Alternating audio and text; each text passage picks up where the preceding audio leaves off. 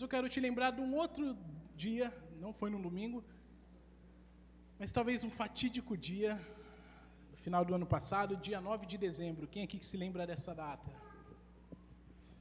9 de dezembro, umas 4 horas da tarde, se reuniu aqui nessa igreja, várias crianças, alguns missionários, irmãos aqui da igreja, para assistir um negocinho chamado Copa do Mundo Brasil e Croácia. Quem lembra?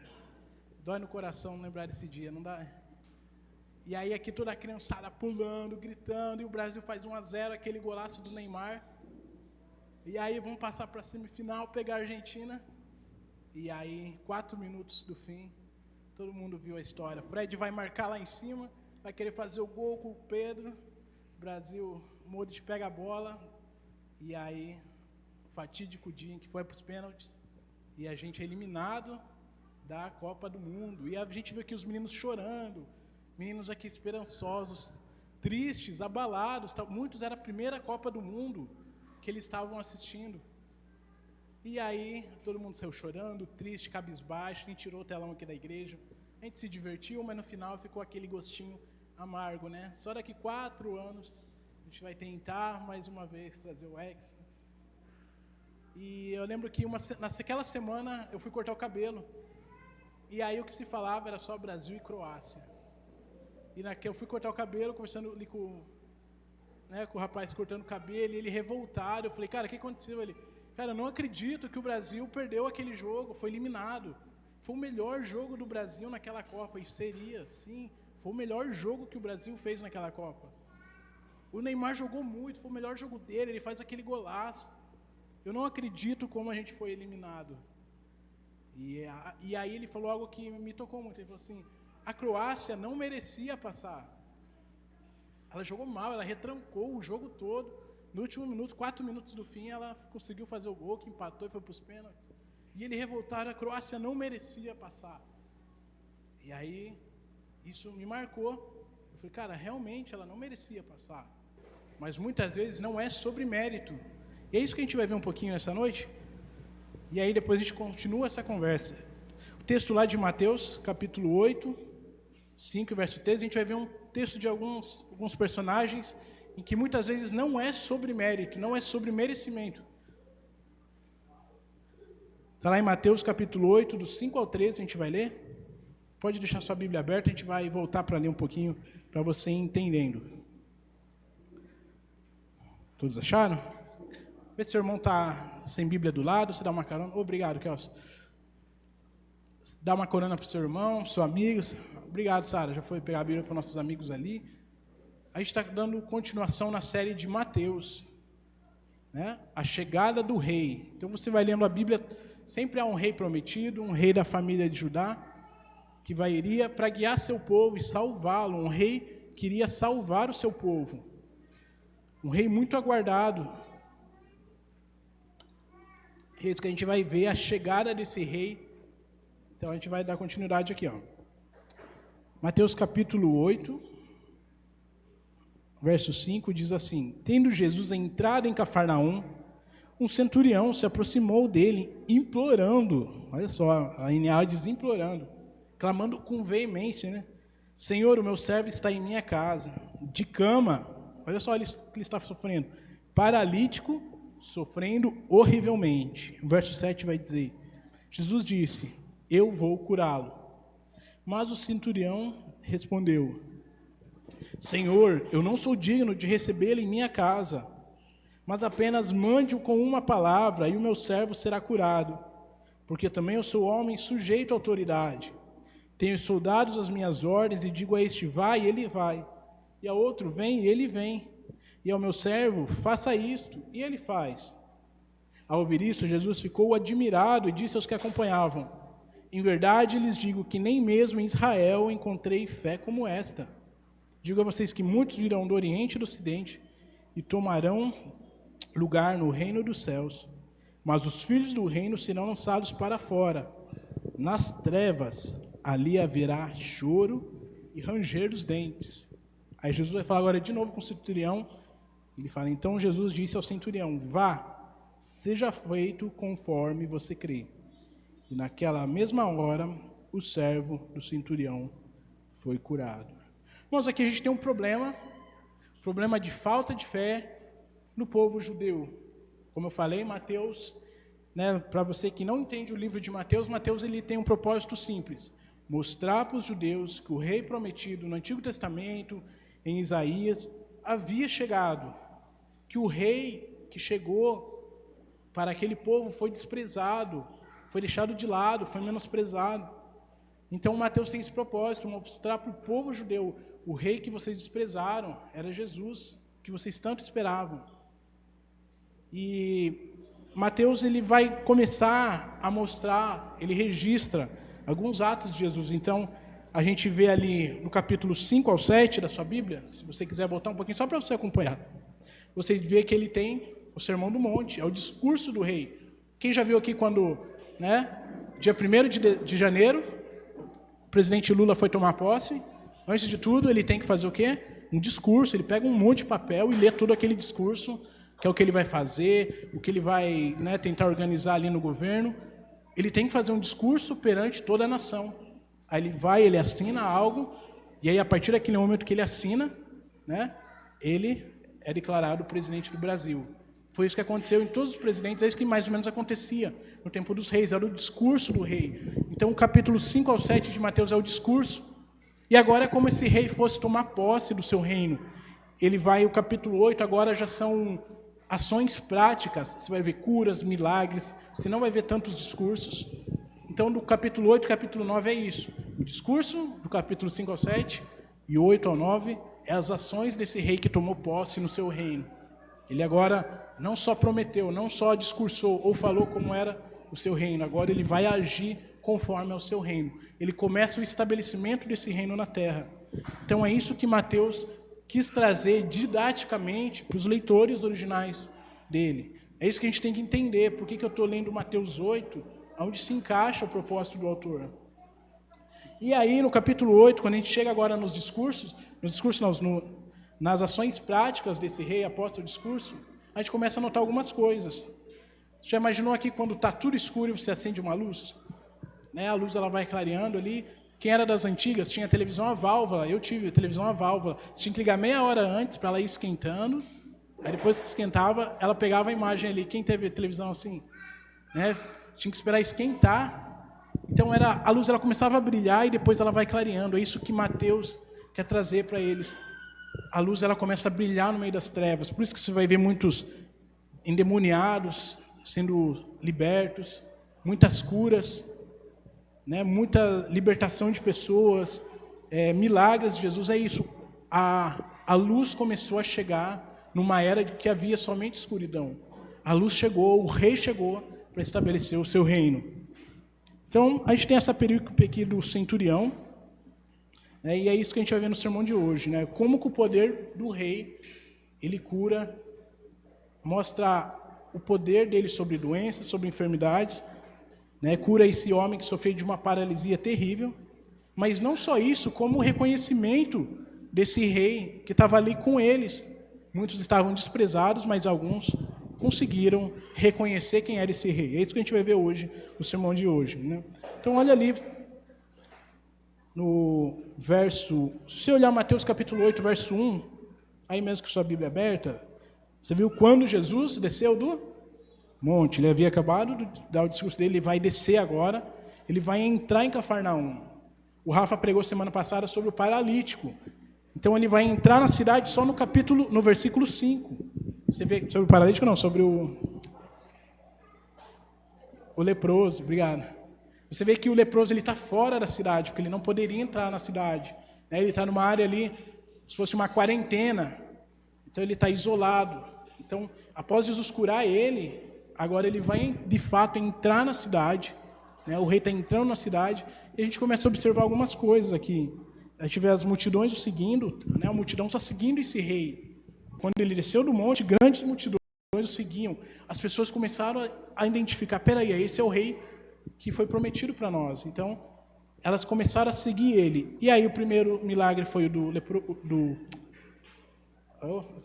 leproso, obrigado. É que hoje nos fala mais lepra, Mas é justamente o leproso, e agora vai ser o do paralítico. E toda essa sessão de Mateus, se você acompanhar um pouquinho na sua Bíblia, olha só que legal, só um sobrevoo aqui na sua Bíblia aberta mesmo.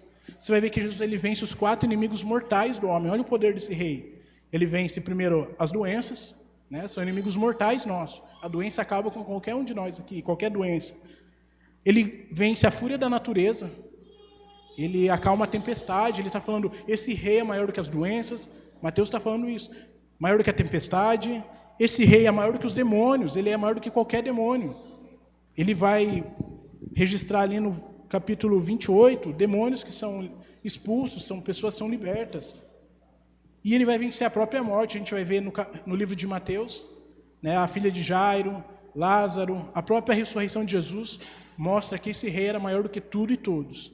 Então, só nesse capítulozinho aqui a gente tem muitas coisas, muitas informações, né? E aí, eu quero mostrar para você como o primeiro milagre de Jesus após chegar na cidade, a cura do leproso, ela é algo especial, mas como também a cura desse centurião é algo especial. Por exemplo, o leproso, ele chega até Jesus, e Jesus faz o quê?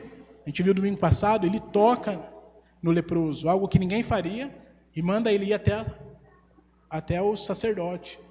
Jesus está falando assim, eu não vim para bater de frente com o sistema religioso, eu vim para cumprir toda a lei. Vai lá, obedece os rituais da lei também. Mas ele toca no leproso, algo que ninguém faria. Segunda coisa que ele faz aqui agora com o servo do centurião, que a gente leu, ele não toca, mas ele simplesmente fala. Olha Mateus falando que o poder desse rei é independente da forma que ele faz. Ele pode falar à distância e vai ser curado, como também se ele tocar, né? Independente do jeito que ele faz, ele é superior a qualquer mal, a qualquer doença. Então, algo muito peculiar que Mateus faz, questão de mostrar justamente isso, o poder e a autoridade desse rei sobre todos os males, sobre tudo e sobre todos. E algo diferente também do centurião com o servo, com o leproso, é o quê?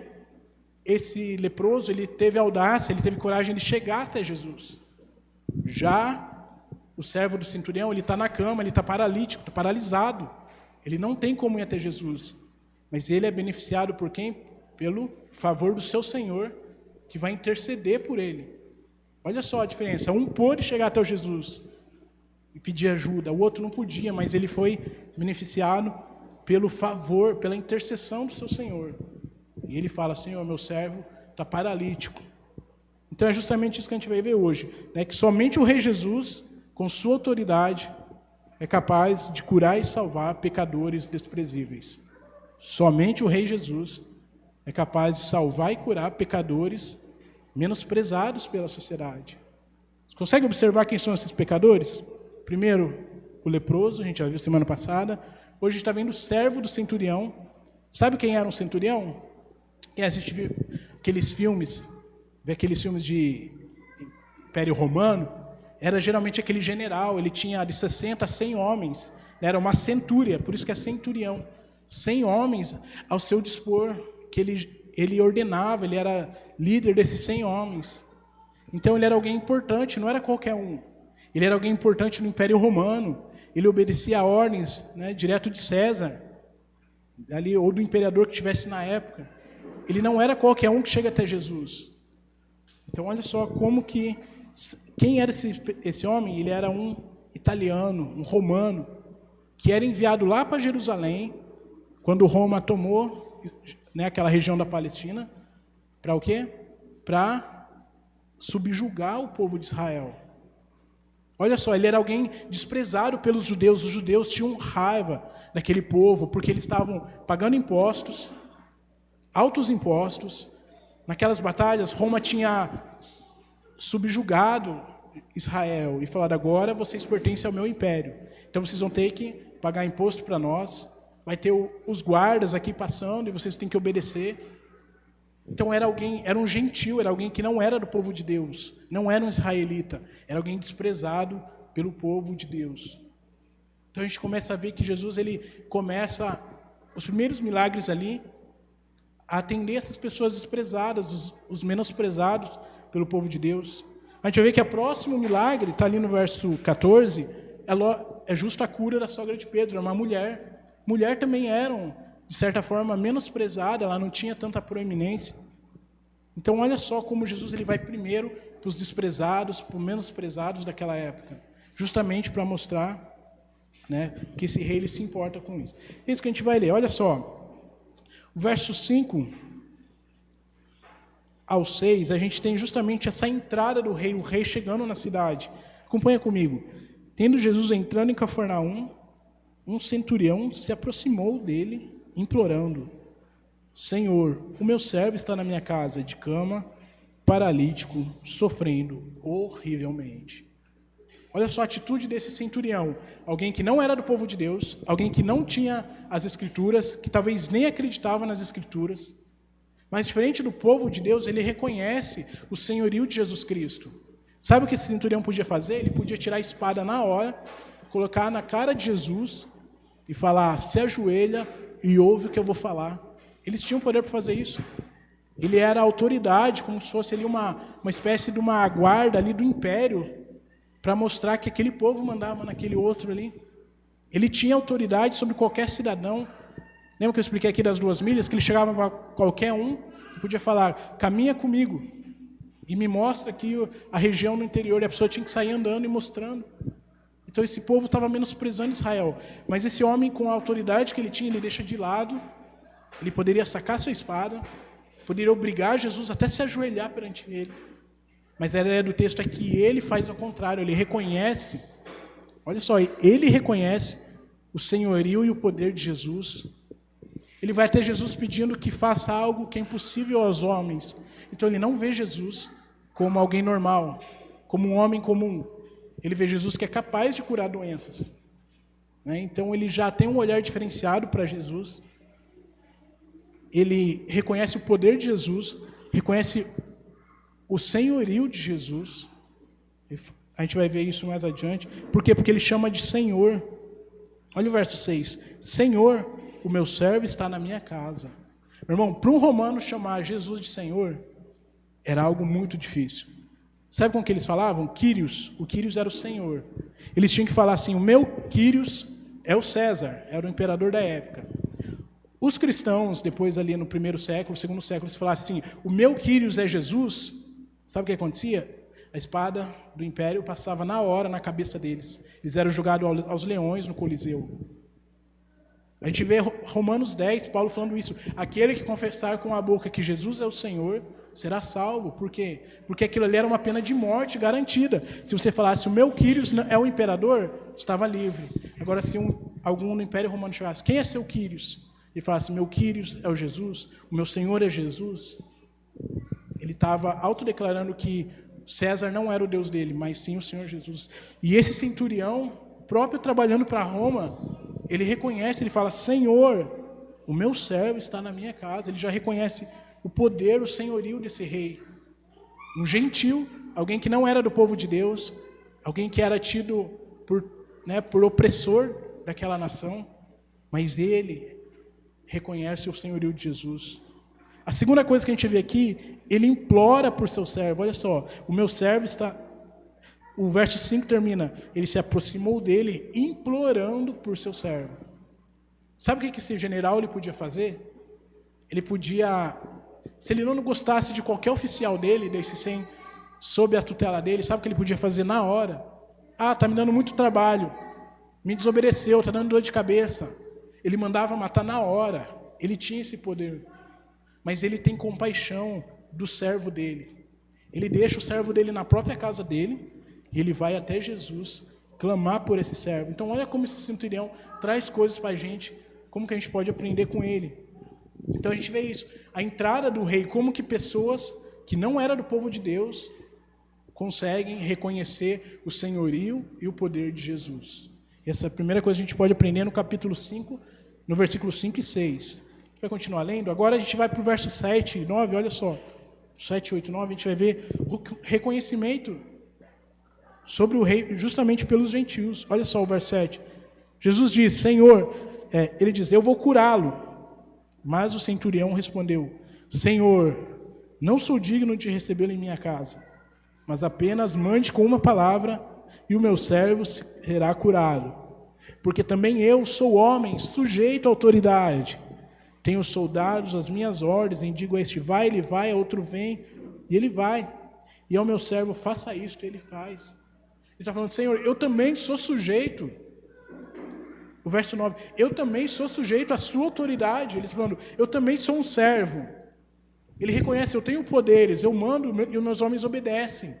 Mas eu também sou sujeito à autoridade. Ele está se mostrando debaixo da autoridade de Jesus. Lembra que eu falei que ele está reconhecendo o rei? Ele está reconhecendo o poder do rei?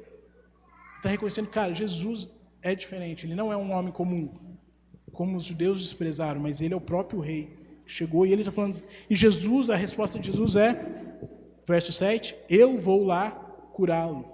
Aqui a ideia no original é, eu faço questão de ir lá curá-lo. Já viu quando alguém fala assim, tem alguma coisa para você fazer lá? E aí você fala, não, eu faço questão de ir lá pegar, né? Eu faço questão de ir lá buscar. Jesus está falando isso, eu faço questão de ir lá curá-lo. Olha o olhar de Jesus para um servo que nem é relatado o nome dele. Quando não se relatava o nome nas literaturas antigas, era geralmente alguém desprezado. Ele era só mais um servo desse centurião. Então, mas Jesus ele faz questão, eu faço questão de ir na sua casa. E aí, a gente vê aqui o verso 8 e o 9, a sujeição, né, desse homem, a autoridade de Jesus, o reconhecimento do centurião, se colocando como servo de Jesus, sob a autoridade de Jesus. Lembra? Coisa que os judeus não fizeram. Mas esse homem não tem acesso à palavra de Deus. Talvez ele não tinha acesso às profecias, mas ele está falando, eu reconheço o Senhor como minha autoridade. E aí, a gente vai ver agora o verso 10 e o verso 12, o decreto desse rei. Olha só o verso 10. Ao ouvir isso, Jesus ficou admirado e disse aos que acompanhavam, lembra da multidão acompanhando Jesus? Em verdade lhe digo que nem mesmo em Israel encontrei fé como esta. Digo a vocês que muitos virão do Oriente e do Ocidente e tomarão lugar à mesa com Abraão, Isaque e Jacó no reino dos céus. Mas os filhos do reino serão lançados para fora, nas trevas. Ali haverá choro e ranger dos dentes. Então agora a gente vê que Jesus, ele, né, de certa forma, ele se impressiona com a fé desse homem. Não, né, ele mostra para as pessoas, está vendo, gente? Nem Israel, que era o povo que eu vim para ser rei deles, né, eu encontrei fé como a desse homem, gentil, alguém inimigo daquela população, odiado pelos judeus, pelo próprio povo de Deus. E o Senhor está falando assim, vocês deveriam aprender com ele. Ele reconheceu o rei, ele se colocou sob a autoridade desse rei, ele se prostrou perante esse rei, ele chama esse rei de Senhor, enquanto alguns chamavam Jesus de endemoniado, de mentiroso, ele chama esse rei de Quírios, ele reconhece, você é o Senhor. E aí a gente vê que nesse decreto, ele começa assim no verso 11, digo a vocês que muitos virão do Oriente e do Ocidente, e tomarão lugar à mesa com Abraão, Isaque e Jacó no reino dos céus. O verso 11 está falando de uma promessa, uma profecia, né, talvez um desígnio de Deus há muito tempo, era que todos os povos fossem adorar o Senhor. A missão no Antigo Testamento, ela era mais a ideia do vinde, por isso que a gente vê muitos salmos, vinde a Sião, cantemos ao Senhor, sabe, venham louvar, né, o Senhor, porque Ele habita em Sião. A ideia lá em Abraão, uma promessa feita em Abraão, é que um dia todas as famílias da terra seriam abençoadas. Mas até então só Israel tinha a presença de Deus. Só em Israel havia, né, uma manifestação de Deus. Outras nações estavam ainda no escuro. Por isso que eu falei que a ideia é de uma luz que vai brilhando na história e vai rompendo na escuridão. Até aquele momento da história, só o povo de Israel, chamado povo de Deus, tinha acesso a Deus. Os outros povos estavam fadados à eterna presença no inferno. Pessoas estavam morrendo sem ter acesso à presença de Deus. Mas desde o começo a ideia é que o povo de Israel se ajuntasse com as outras nações, lá no Monte Sião, no templo, adorassem ao Senhor. Mas agora Mateus ele vai mostrar que essa missão vai mudar um pouco. Lá no final a gente vai entender que a grande comissão é o ide. Peraí, era para vocês virem, vocês não entenderam. As outras nações vinham, Israel repudiou essas nações. O que está acontecendo aqui é isso. É um romano, talvez um italiano ali daquela região antigamente, vindo reconhecer o Senhor na terra de Israel. Coisa que nem o povo de Israel fez. Mas agora o livro de Mateus vai mostrar que o decreto do rei é para as pessoas irem até as outras nações. Então a missão de Deus muda agora, é o ide. Por que isso? Porque isso é uma promessa de que todas as nações um dia vão ter acesso à palavra de Deus, à presença de Deus. Por isso que ele diz no verso 11, digo a vocês que muitos virão do Oriente e do Ocidente e tomarão a mesa com Abraão, Isaque e Jacó no reino dos céus. Jesus está falando isso. Falar para um judeu em Abraão, Isaque e Jacó, irmão, a autoridade máxima para eles é falar em Abraão. É os patriarcas, é com quem começou a revelação de Deus para eles. Então Jesus falando assim, ó, tá vendo? Vocês que se dizem filhos de Abraão, de Isaque e de Jacó, vocês não estão deixando essas pessoas virem para o meu reino, esses gentios, pessoas de outras nações, porque não são israelitas? Mas eu digo que muitos virão ter acesso a essa promessa, a essa bênção. Muitos virão ser filhos de Abraão, muitos virão ser filhos de Jacó, mesmo que sejam de outras nações. E não somente aqueles que nasceram de sangue judeu. Era isso que o Senhor está falando. E ele vai continuar o verso 12. Mas os filhos do reino, ou seja, aqueles que acham que já estão no reino, ou que já eram da aliança, serão lançados para fora, nas trevas. E ali haverá choro e ranger de dentes. Irmão, para a multidão do povo de Israel escutar isso, ali eles deviam estar bufando de raiva. É por isso que os fariseus, aquele grupo político, os saduceus, pessoas que estudavam as escrituras, ficaram com raiva de Jesus. Ele já joga na cara, como será? Ó, vocês vão ficar de fora. E outras nações virão fazer parte do reino. Mesmo que esses não sejam filhos de Abraão, eles vão se tornar filhos adotivos. E isso sempre foi o desejo do Senhor. O povo de Israel não entendeu direito isso. Eles seguraram a bênção só para eles. Quando o rei chegou, eles desprezaram o rei e falaram, não, a gente já tem aqui o Deus, e o próprio Deus vem do lado deles. A gente já tem aqui as Escrituras, o Antigo Testamento, a gente já é filho de Abraão. Mas o Senhor está mostrando o plano dele. Um dia todas as nações seriam submetidas, né, à presença desse rei, não só um povo. Então é justamente essa ideia. Um dia todas as nações seriam abençoadas, fazendo cumprir a aliança, a promessa lá de Abraão, que um dia, através da família de Abraão, todas as outras famílias da terra seriam abençoadas. Então é justamente a ideia. O rei era uma autoridade máxima de um povo. Quando o rei tinha um filho, o primogênito, e era menino, eles faziam uma grande festa, parava a cidade, parava a nação. E quando esse rei nasceu, o rei Jesus nasceu, o que a gente vê? Eles não fazem nem questão de reconhecer esse rei. O próprio Herodes não faz questão de visitá-lo. As pessoas em Jerusalém não fazem questão de ir em Belém, a 5 quilômetros dali. Sabe quem que vem reconhecer o nascimento desse rei? Quem era? Os magos do Oriente. Quem lembra aqui? Lá no começo de Mateus. Outros gentios vindo de fora para reconhecer a autoridade desse rei. Trazem presentes caros, especiarias, reconhecendo esse rei, quando crescer, vai governar. Pessoas ímpias, gentias, pessoas que não eram do povo de Deus, vindo reconhecer, desde o nascimento, o rei, enquanto que nem o povo dele fez questão de visitá-lo na cidade do lado. Olha só como essa profecia, esse decreto do rei, vai começar em Mateus a tomar uma proporção. Esse era o plano do Senhor. Por isso que Mateus vai terminar com a grande comissão. É esse rei chegando e tomando agora, né, o poder de todas as nações. Esse rei vindo estabelecer o reinado dele, não só sobre Israel, mas agora falando, esse rei chegou, e agora todas as nações vão se ajoelhar perante ele. É por isso que ele fala, vão a todas as nações, Jerusalém, Judéia, confins da terra. Ou seja, todas as nações que eles conhecessem. O Império Romano todo da época, né, os oceanos, eles teriam que, depois a gente entende que os cristãos vão dar continuidade atravessando os oceanos, chegando nas Américas, nas ilhas do Oceano Pacífico. Tudo isso mostrando o desígnio do rei é que todas as nações tenham acesso. Olha como Mateus é estratégico. a chegada do rei e a tomada de posse de todas as nações dele, terminando o livro de Mateus com a grande comissão. Então Jesus mostra isso, Mateus mostra isso, Jesus é o rei das nações, não somente um rei político de Israel. A bênção de Abraão seria cumprida, né? Apocalipse vai dizer que um dia gente de todo povo, raça, língua e nação vai declarar que Jesus é o Senhor. Olha como era o plano do Senhor, como o desejo missionário do Senhor. É por isso que todas essas bandeiras estão aqui. É para a gente se lembrar disso, para a gente orar por isso. O Senhor, ainda há tribos que não conhecem o Senhor.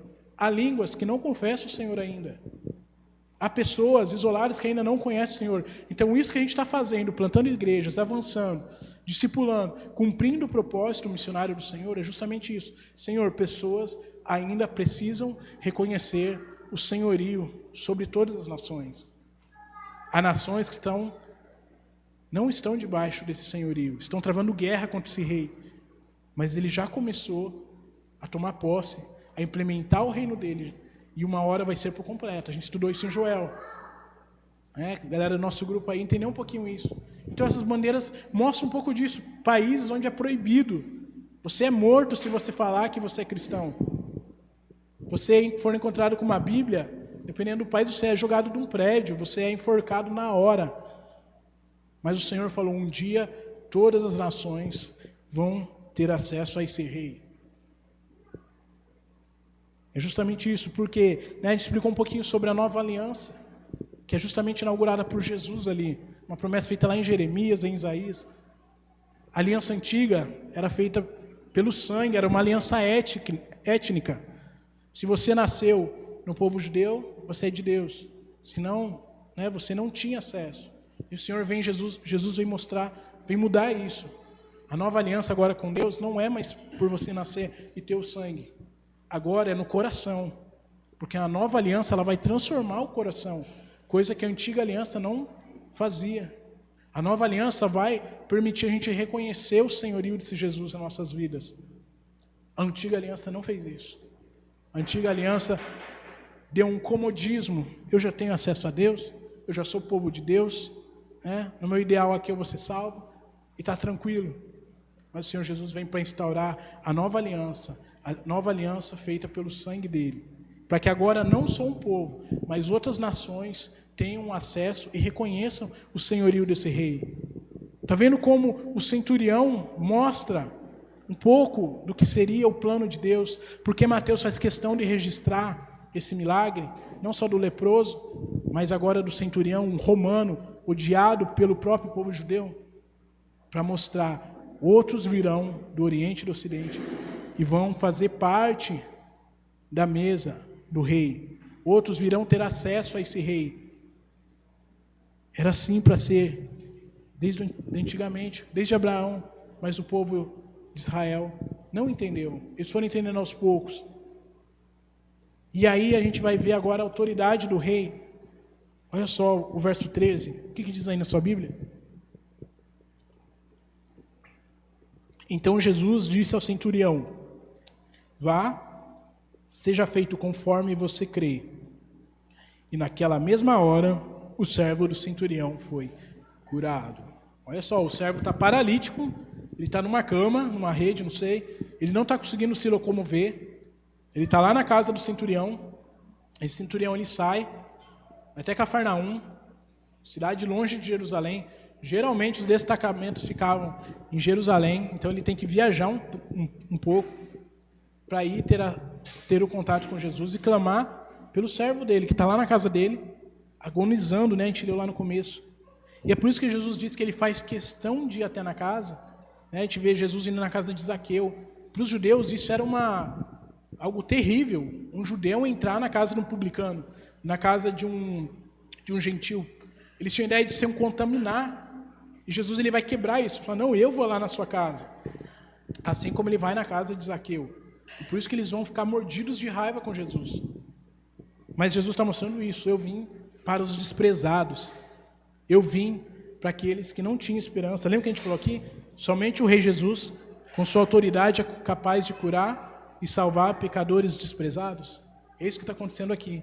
O centurião e tantos outros que a gente vai ver no livro de Mateus. Tá? E aí a Bíblia vai falar no verso 13 que naquela mesma hora, essa expressão aqui era para mostrar o poder de Jesus. Na hora que Jesus falou, naquele segundo ele foi curado. É diferente de a gente estar com dor de cabeça, por exemplo. Você toma, eu gosto do paracetamol, enxaque, não sei qual que você toma. E aí você toma ali, mas ainda fica doendo a cabeça, né? Você fica com dor ali, aí você vai esperando uns 20 minutos. Aí não deu 20 minutos, fica assim, opa, será que eu tomo outro? Né? Ih, acho que está meio fraco esse remédio. Eu tomo paracetamol, o paracetamol para mim já não faz mais efeito. Aí eu vou para o enxaque já é mais forte. Daqui a pouco, Neosaldina, não sei qual que você vai. Então deu meia hora, não sarou ali, você já toma um mais forte. É ou não é? Você fala, esse remédio está fraco. E essa expressão aqui, e naquela mesma hora, é justamente a ideia de mostrar, não diferentemente desses remédios que a gente toma para dor e demora a ser curado, foi naquela mesma hora mostrando a autoridade do rei, a autoridade de Jesus sobre as doenças. Naquela mesma hora ele foi curado do que era uma paralisia terrível. Ele estava doendo, com dor, gritando talvez, né? E Mateus fala que ele estava sofrendo horrivelmente. Não era uma doença qualquer, não era uma dorzinha de cabeça. Mas o centurião reconheceu que Jesus poderia curá-lo. E Jesus, simplesmente com uma palavra, né, a longa distância, está aí agora essa questão do home office, né, faz coisa agora a longa distância, Jesus já tinha inaugurado isso há muito tempo, ele curou, né, a longa distância, só com a palavra dele, né, igual eu falei aqui, diferente do leproso, em que ele toca, agora ele só lança uma palavra, ele será curado. E a Bíblia fala que naquela mesma hora, naquele exato segundo, o servo do centurião, alguém desprezado, que a gente não tem nem o nome, ele é curado. Sabe? Então isso mostra o poder de Jesus sobre as doenças, né? Igual a gente falou aqui sobre os demônios, sobre a fúria da natureza, sobre a morte, coisas que o povo de Deus não reconheceu, coisas que o reinado desse rei veio para estabelecer e eles desprezaram, né? Mas é isso que implica para nós esse texto, é aprender com esse centurião, alguém que era desprezado, alguém que era deixado odiado por aquele povo. Já imaginou você ser odiado por toda aquela nação? Você está fazendo seu trabalho ali, ser enviado, talvez o cara lá em Roma, trabalhando, ele é enviado para ir para os povos conquistados, e agora ele é odiado, desprezado, nenhum judeu ousaria entrar na casa dele, dar uma alimentação para ele. Mas Jesus vem e estende o seu favor para esse homem desprezado, mais ainda para um servo, que a gente nem conhece o nome, a gente só sabe do sofrimento dele. É justamente isso. Então, assim, esse texto ele nos ensina como a gente aprender com esse centurião. Primeiro, a gente se colocar, talvez, como no lugar desse centurião. Alguém que era desprezado, alguém que não era digno de receber Jesus em casa. Lembra que eu falei aqui, o povo judeu não ia na casa de publicanos, eles eram como se fosse uma escória da sociedade, dos gentios. Os gentios era isso, era olhado como uma escória da sociedade. Nós éramos como esse centurião, alguém desprezado, alguém menosprezado, que não merecia o favor desse rei. Lembra que a gente não nasceu com a aliança antiga, mas o favor da aliança nova é isso. Nações, pessoas que não tinham acesso a Deus agora, eles podem ter o favor do rei. A nova aliança, através de Jesus, através desse rei, é isso. Eu e você éramos pessoas desprezadas, nós não teríamos acesso à presença de Deus. Por quê? Por causa do negocinho chamado pecado, que nossos pais lá atrás, né, trouxeram a este mundo, e agora a gente já nasce fadados ao pecado. Desde bebezinhos, nosso coração já vem com esse chipzinho. Então, o pecado, ele separa de Deus. Nós tínhamos uma condenação. Nós somos inimigos de Deus. Nós não merecemos o Senhor, o próprio rei, vir nos visitar. Mas esse rei, ele fala, mas eu faço questão de ir na sua casa. Eu faço questão de ir até você. Eu vou mesmo curá-lo. É justamente essa ideia. O Senhor Jesus, ele vai atrás de pessoas desprezadas, que não eram dignas de recebê-los. Nós não éramos dignos de receber o Senhor. Nós não éramos dignos de estar aqui louvando o nome do Senhor, porque nossos pecados ofendem a Deus. Não só os pecados que praticamos, mas a nossa condenação como humanos, porque nossos pais pecaram lá atrás e agora a gente nasceu fadado a esse pecado. Nosso coração é mau, nosso coração é inimigo desse rei. Nosso coração é igualzinho do povo judeu. A gente quer o contrário do que esse Deus quer, do que esse rei quer. A gente não quer fazer a vontade dele. Dificilmente a gente quer reconhecer a autoridade dele sobre nossas vidas. O nosso coração é inimigo desse rei. Por natureza, a gente não quer Deus. Mas o favor do rei é tão grande e benevolente que vem até nós, ele faz questão de vir buscar seus filhos perdidos. Então, a gente pode se colocar no papel desse centurião. Olhar para ele como a nossa vida. Eu sou esse centurião. Alguém que não merecia o favor do rei, mas que agora vai terminar o texto como? Além da cura, muito mais do que a cura é a salvação. Ele está falando, mostrando para o centurião. Muitos virão e tomarão lugar no reino de Deus. Esse centurião, eu creio muito que ele foi salvo. Porque Jesus destaca a fé dele em Cristo. E também ele faz um mini sermão ali falando, muitos terão acesso ao reino de Deus. Nós não tínhamos acesso ao reino de Deus. Nós éramos indignos, desprezados, pecadores. Nossos pecados ofendem a Deus. Nossos pecados nos separam de Deus. Nossa vida pecaminosa nos coloca como inimigo de Deus. Mas a boa notícia do Evangelho é isso. Assim como esse centurião, a gente tem o favor desse rei, sem a gente ser digno, sem a gente merecer. Segunda coisa, a gente pode ser como esse servo do centurião. A gente lê esse texto e se identifica como servo desse centurião. Essa paralisia impedia ele de buscar ajuda em Jesus.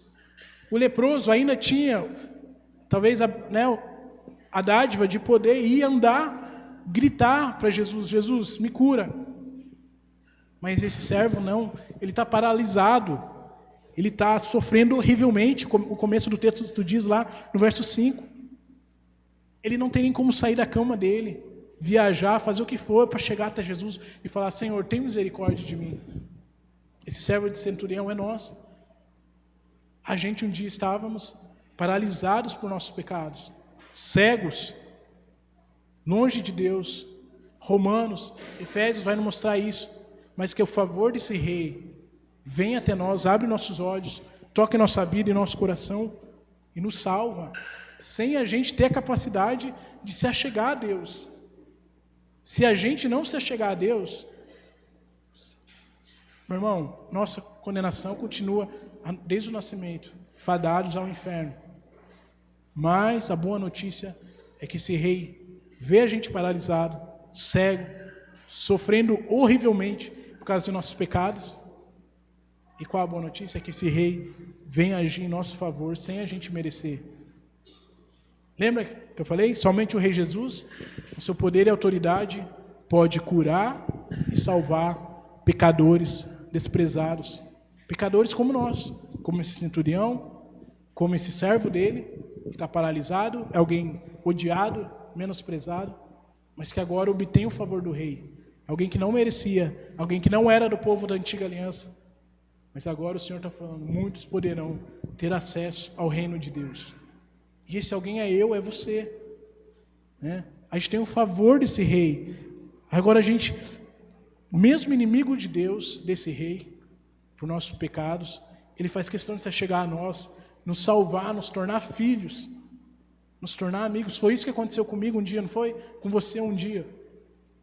A gente não queria as coisas de Deus. Pessoas, mesmo a gente já encontrando Cristo, já é difícil a gente buscar as coisas de Deus.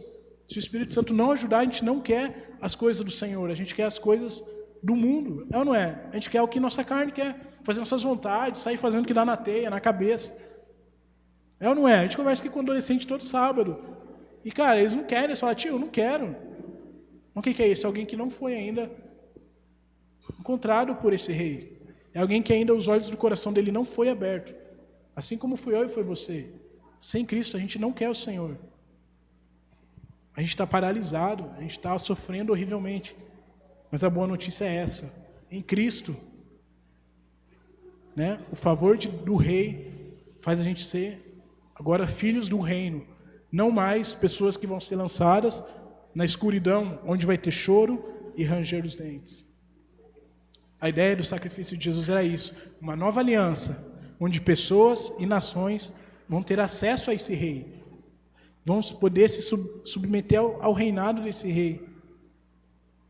Pessoas que não eram merecedoras, pessoas desprezadas, pessoas indignas de receber esse rei.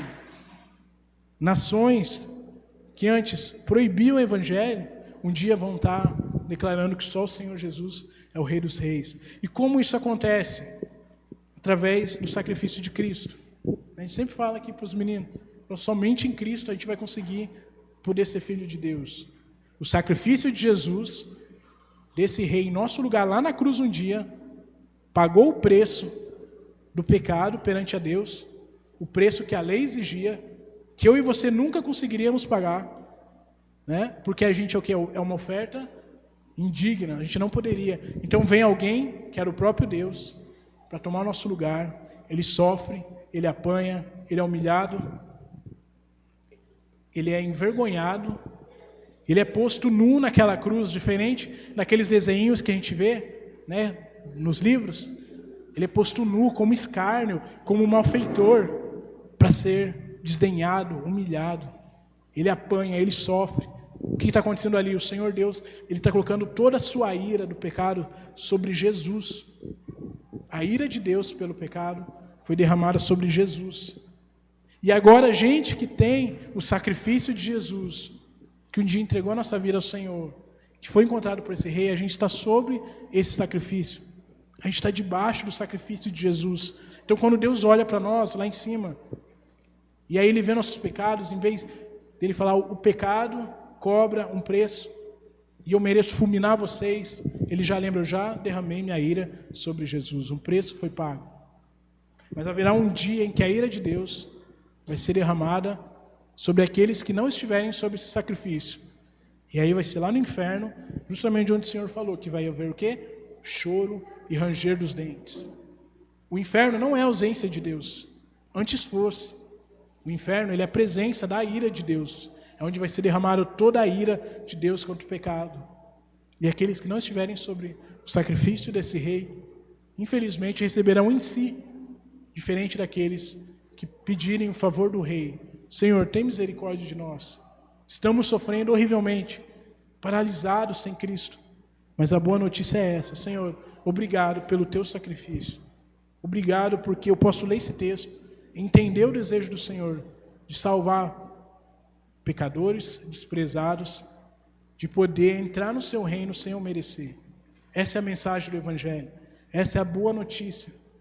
Vamos orar? Eu quero fazer 2 orações. Primeiro, para você que ainda não conhece esse rei. Para você que talvez venha à igreja, está começando a entender quem é esse rei, mas você olha e fala assim, ainda eu não tive acesso a esse reino. Ainda não sou um filho do reino. Talvez você está começando a entender, a gente está aqui para isso, para te ajudar, para tirar dúvidas, mas acima de tudo, para orar por sua vida, para que o Senhor Jesus abra os olhos do seu coração, assim como foi um dia comigo. E a segunda oração é para você que já foi encontrado um dia por Cristo, mas que a sua vida agora possa refletir um cidadão desse reino, a louvar esse rei, reconhecer o poder desse rei, reconhecer o senhorio desse rei, reconhecer o senhorio do Rei Jesus, e sair proclamando para que um dia todos os povos, tribos, línguas e nações um dia tenham acesso a esse rei. Vamos orar? Senhor, obrigado, Deus, pelo teu favor, Pai. Obrigado, Deus, porque só o Senhor, Deus, para olhar para nós, pecadores desprezados, pecadores, Pai, paralisados pelo pecado, sofrendo horrivelmente, Pai, longe do Senhor, numa condenação eterna, Pai, que o pecado nos fadou, Pai. Obrigado, Deus, porque o Senhor veio, Pai, mudar essa condenação através do teu próprio sacrifício na cruz, Pai. Receber no nosso lugar a ira de Deus, Pai, que o pecado cobrava, Pai. Receber, Pai, a ira de Deus no nosso lugar, Pai, sendo que a gente nunca conseguiria, Deus, ser aceito, porque somos uma oferta, Pai, imperfeita, cheia de pecados, Pai. Mas o Senhor, como oferta perfeita, tomou nosso lugar. Instaurou, Deus, esse reino, Pai.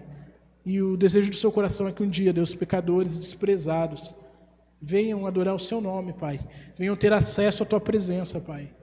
Coisa que antigamente era restrita a um povo, agora a gente tem esse privilégio, Pai. Obrigado, Deus. Abre os olhos do coração agora, Pai, daqueles que o Senhor quer chamar, Pai, dos seus filhos, Pai. Pessoas que estão paralisadas ainda pelo pecado, pessoas que ainda não confessam, Pai, com sua vida e com a boca, Pai, esse rei, Pai. Que o Senhor venha chamar, Deus, para o seu reino de luz, Pai, e fazer, Deus, se assentar, Pai, um dia contigo, Pai, nesse reino, Deus. Também eu oro, Deus, por aqueles irmãos e irmãs que um dia já confessaram sua vida a Cristo, Pai. Que o Senhor nos ajude, Deus, a sair, a proclamar, Deus, a pessoas, a amigos, o seu nome, Pai. Ajudar, Pai, na implementação desse reino, Pai, até que um dia seja consumado por completo e todas as nações, Pai, estarão de joelhos diante do Senhor, Pai. Eu te peço, Deus, perdoa nossos pecados, Pai. Não nos deixa, Pai, ficar paralisados, mas avançar no Teu reino, Pai. Então eu oro, Deus, por cada um que estiver agora, Pai, confessando o Senhor, Deus, como sua única suficiência, Pai, na vida, Pai, de salvação, Pai. Que o Senhor nos ajude, Pai, em nome de Jesus. Amém. A gente vai cantar aqui mais um hino. Você pode ficar sentado mesmo, mas você que talvez fez essa oração sincera, né, confessando o Senhor como seu único suficiente Salvador, conversa com a gente depois, né, temos aqui vários irmãos, amigos. Você que quiser entender mais, né, sobre quem é esse rei, a gente está aqui, né, todos esses irmãos estão aqui para explicar para você. A gente vai cantar aqui.